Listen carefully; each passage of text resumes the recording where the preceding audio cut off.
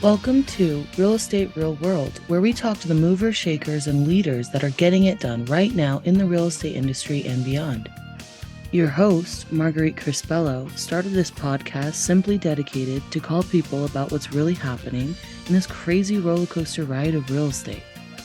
Be sure to subscribe on iTunes and stay up to date on the newest stuff by adding yourself to the list at www.realestaterealworld.com. Now your host, Marguerite Crespillo. Hello, everybody. This is Marguerite Crespillo, and welcome to another edition of Real Estate Real World, where we get to talk to all the cool people, the real movers and shakers that are out there getting it done every day. Today, I am in Northern California, and it is supposed to be 109 today, so it is hot in my market. And where are you at, Nicole? Where are you located? Yeah, Northern California as well. And it is hot, literally and figuratively.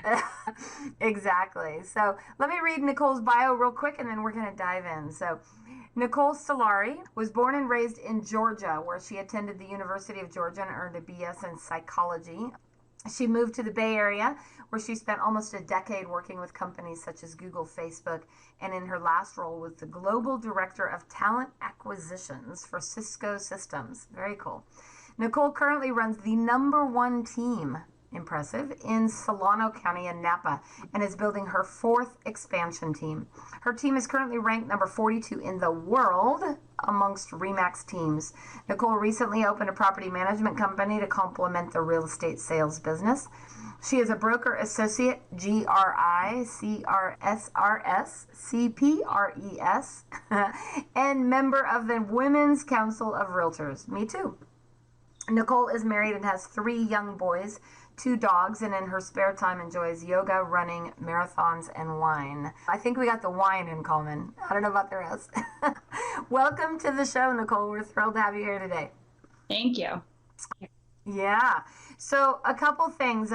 You were born and raised in Georgia. How did you end up in Northern California? Yeah, that's a long ways away. First job actually moved me out here. I had a couple of options when right out of college, and some of them were upstate New York, and I hate the snow, and middle of America, or California, and I had never been to California. Oh, wow. And as you can tell, I've since lost my Southern accent. I'm a Californian now. How long have you been here then? 2005. Oh, okay. You lost it quick. It probably comes out when you're mad or upset or something like that. Tequila brings it out. Yeah, tequila does some bad things for me, so I don't drink a whole lot of tequila anymore. I did my time. So from all these other things that you did, how did you end up in real estate? Yeah, it's been a journey, actually. My husband and I moved up to the Fairfield, Solano, Napa area about 4 years ago from Silicon Valley, and I was doing the commute, working at startups there, and it just became too brutal. And so having our 3rd child, I said, you know what, I'm going to take some time off and maybe get into real estate. I thought it was going to be a second easy career. Little did I know that I was going to rise to the top pretty quickly and then end up starting the #1 team in our market, number 42 in the world. So that's crazy to me because you've only been in real estate just a few years, like 4 years, right? Yeah, 3 actually. I just had my 3-year anniversary in April. And so that's pretty dang quick to rise to such a high level. What do you think? Tell me your first year in real estate like. Let's back up a moment. What was that first year? Because usually that first year is crazy. The first year was crazy. It was insane. I actually got my real estate license, my salesperson license in April, and had a baby in April as well. So I had a new license and a new baby. Wow. And a lot of motivation. And so in the first full year, I hung my license with RE/MAX in June. And from June to December, I did 38 transactions. Wow. And I attribute it to just hard work. Getting into the business, I asked all the people around me, all the other successful agents, how do you do so much business? And everybody said my sphere of influence and by referral. And I was like, I have no sphere of influence up here and I don't have any past clients. So I hustled. I did 4 or 5 open houses a week and built my database. And next thing I knew, I had 24 open escrows in October and said, think I need to hire a transaction coordinator. This is a lot of paper. Holy cow. Holy cow. So you were doing 4 and 5 open houses a week? Yep. Yeah. You know, and what's interesting is that most agents complain about doing 1 or 2 a month. Oh yeah, it's hard work putting those signs out and sitting there for hours upon hours, especially with a brand new baby at the time. It's a lot of hard work. What people don't realize is when you have that face-to-face interaction with clients, like you're gonna convert them a lot easier than buying those online leads and dialing for dial and calling on FSBOs. Clearly, it worked for me. So I love this because one of the things that I did when I started out brand new as well is I did open houses till the cows came home. I was constantly doing open houses because I think so many agents, they're looking for the easy way out and they think, I'll just go buy the leads, right? And the conversion rate on those types of leads is so low. It's dramatically low. And I know from my 23 years of experience that if you at least get in front of somebody, you got a 70% chance of converting them. So open houses are number one free for the most part. And Yeah. You can pop up a sign anytime. You don't even really technically have to do advertising for them or promotion or anything. That helps. But you don't have to do a lot of that. Is that a lot of what you did? You're saying you did 4 and 5 a week, so you must have been doing them midweek as well. What were you doing? Yes.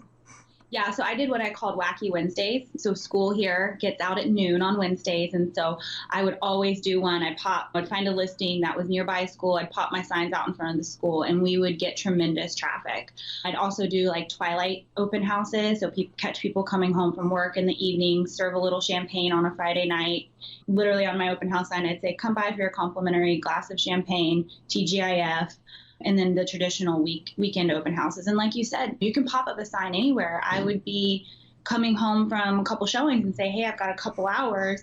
There's a vacant house. Let me call the agent and say, hey, can I hold this listing open? And I had open house signs in the back of my car and just pop them out. And who knew you could pick up 4 or 5 buyers just doing that in a couple hours. Oh, that's insane. So where did you get that idea actually to do so many open houses during the week? Because like I said, I do a lot of training with new agents and so many of them are just, like I said, they only want to do 1 or 2 here and there. And so you started saying, oh, I can't just do them on Saturday, right? Or Sunday. So you said, what the heck, let's do them during the week. Did you meet somebody else who was doing that? I had this open house one weekend and a buyer came through and I said, are you guys going to other open houses? And they said, yes. And they said, we're actually going to open houses because we're thinking about listing our home and we want to see how people react to us when we come in, and we're actually interviewing agents. And I'm telling you this because we really like you and we're thinking about listing our house.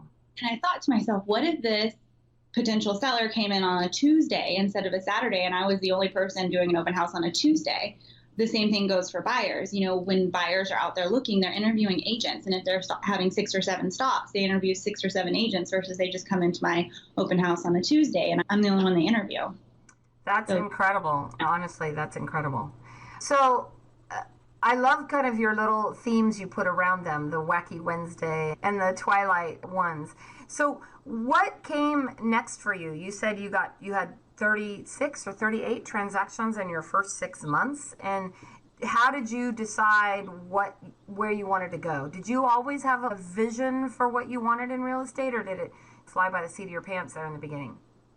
Yeah, I always had a vision that I wanted to do more to help people in this business. It's such a stuffy business, and I think that you can have so much fun. And I came from the startup world in Silicon Valley, so I knew that I wanted to do something like that. And the vision was always to have a team because I love leading. I love teaching. Actually, before I got into real estate, it was a coin toss between do I go back and get my teaching credentials and become a teacher, or do I go into real estate? Super opposite, but I knew that if I got into real estate, I could do what I love and help teach people. And that's what I do now. I lead the team.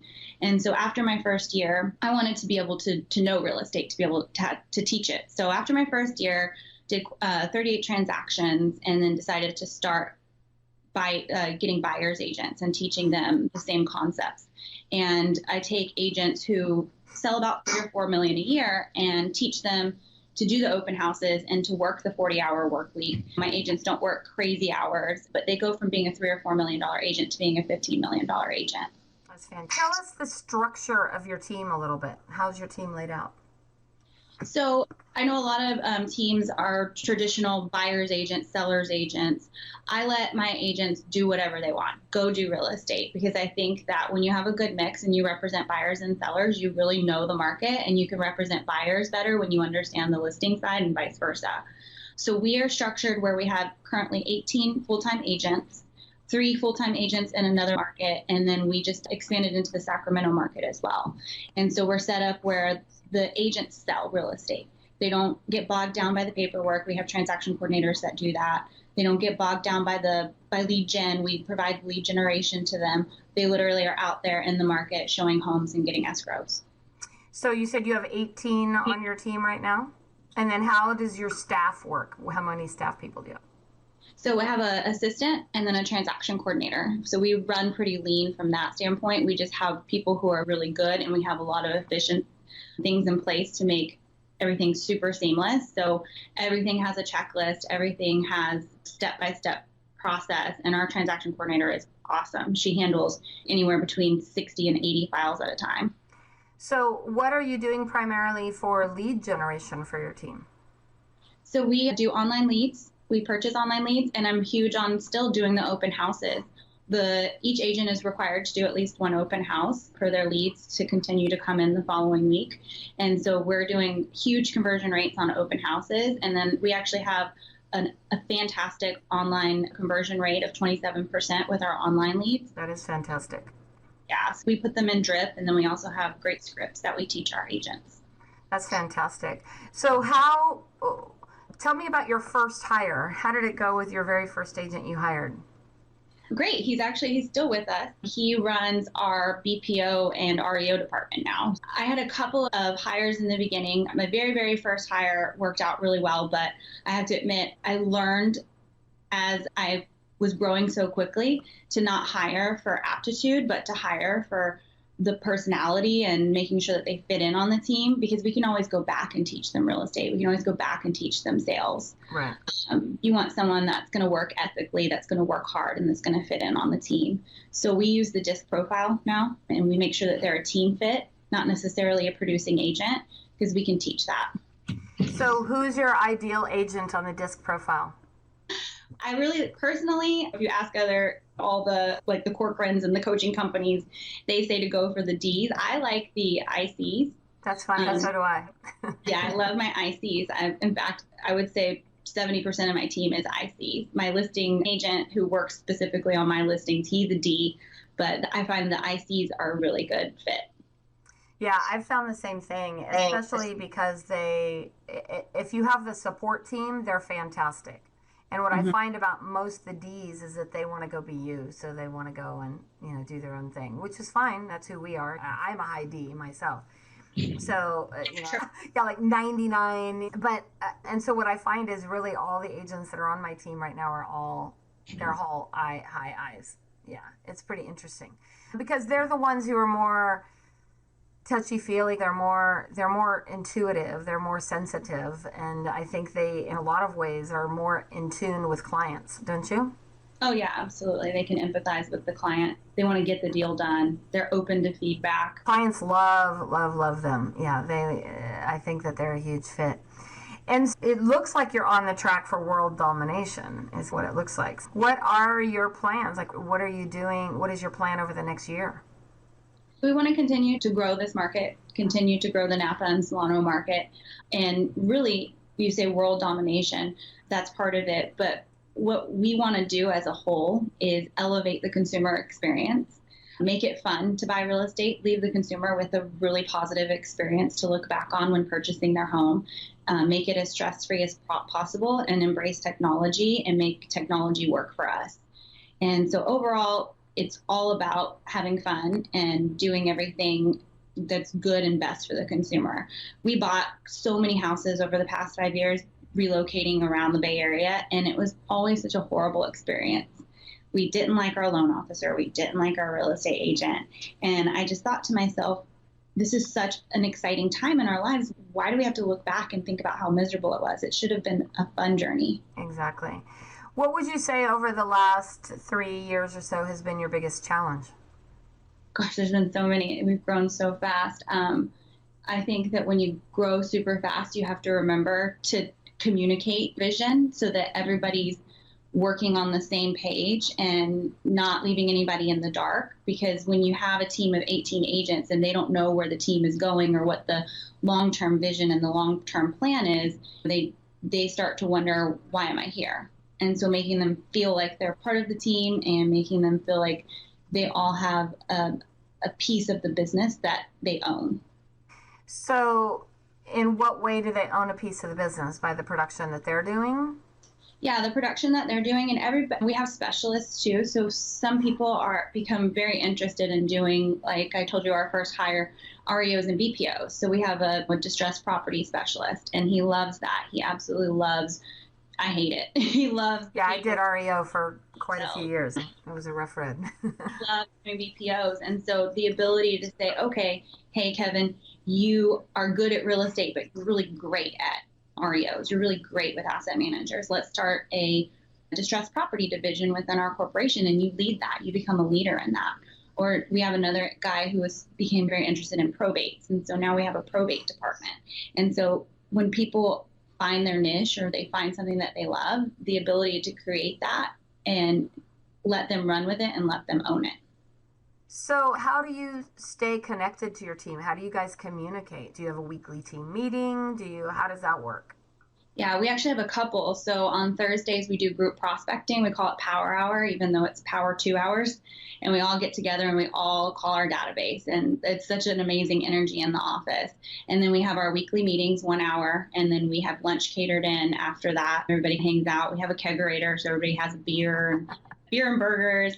Also, I personally do biweekly one-on-ones with every agent that I have, and we meet for at least 15 minutes to go over their goals, strategic planning on how they're going to get to the next level, any problems that they're having, and anything that they want to talk about, really, what's going on in their personal life. I'm here for them. So with such a strong technology background that you had, how does technology play a part on your team? Huge. It's super huge. We try to be paperless. We don't have paper files. Our online lead system is super awesome. We use Commissions Inc. and it's got an amazing app. We capture leads through our open house app. Everybody has an iPad. We embrace technology to make it work for us, because once you start using technology, your clients can have a more efficient process. We actually give our clients everything online as well. It's so amazing to me how many people have never used DocuSign. When I tell them, hey, we're paperless, we use DocuSign, they get a little nervous. Yeah, it's interesting that it's definitely a generational thing. But what I'm finding is, first of all, I thought that some older people would struggle with it, and I find that they're not. It's okay. So many of them have iPhones now and everything else. I get it. There's totally that difference in how people feel about it. But I think once they learn it the first time, then it's nothing.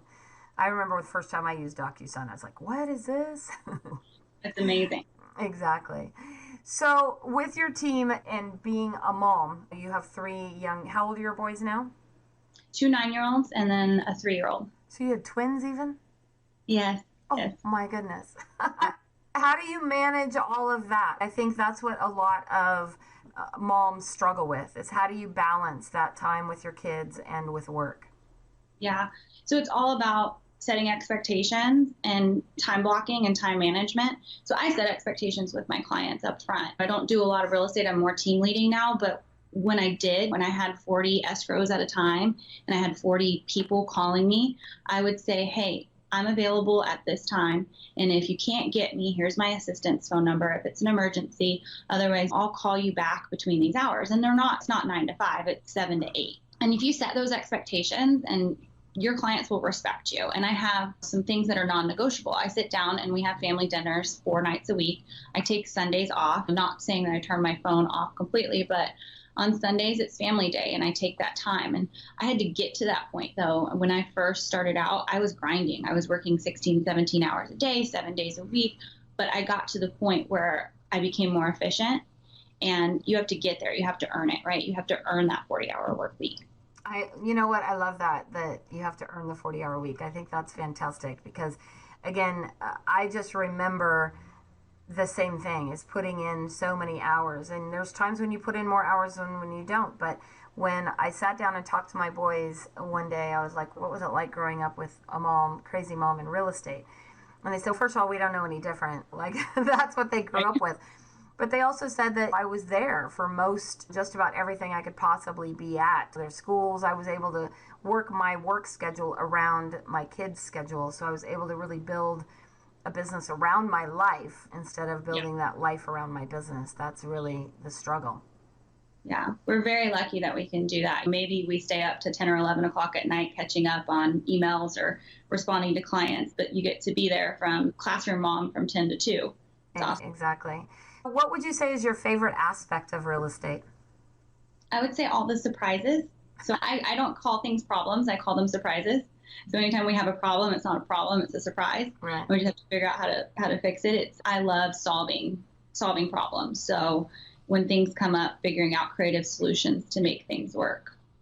You know, my favorite quote, and I think I came up with it, but I probably didn't, is you get paid in direct proportion to your ability to figure stuff out. Absolutely. So if you become somebody who can figure out more problems than other people, you get paid in direct proportion to that, right? Absolutely. Yeah. There's a lot of surprises in real estate. Exactly. Do you think any of your kids will end up in real estate? I hope not. I'm just kidding. No, I think that they would do very well. It could be a family business. It's grown so big in the past few years. I could absolutely see it being a family business. Is your husband a part of your business? He is. He supports me. He has a full-time job. He works still in Silicon Valley in a tech company, but he has been instrumental in helping with the success of the company. Yeah, you have to have a strong support system at home for sure. Yeah. All right. Do you have anything else that you'd like to chat about today or tell us about? No, that's it. Super fun talking to you. Yeah. Thank you so much for joining us. I know this was a quick one today, but you got a lot of content in a very short period of time. Yeah, we're both IDs. We're like, get to the point. What does your shirt say? Do you want to buy a house? Oh, I love it. There you go. Do you wear that a lot? I do. I have want to buy a house, want to sell a house. I've got the cap. My dog has the shirt that has it on his back. Oh my goodness. That's fantastic. I love it. Thank you so much for joining us today, Nicole. It's been a true pleasure talking to you, and you're not that far, so we're going to have to do lunch or something one of these days. Or maybe I'll come down for a team meeting so I can have a beer and a burger. Beer and a burger, and then we can go over to Napa. I'm in for sure. All right. Thank you so much, everybody, for listening to us today on Real Estate Real World, where we get to talk to all the amazing people. Be sure to check us out on iTunes and give us a review. I hope you enjoy the show. And let us know if you'd like to hear future guests and great ideas. Thank you so much, everybody, for joining us today. Make it a great day. Thank you for joining us today on Real Estate Real World, where we talk with masters and leaders in real estate and beyond on how we can raise the bar in our industry. Please subscribe over on iTunes.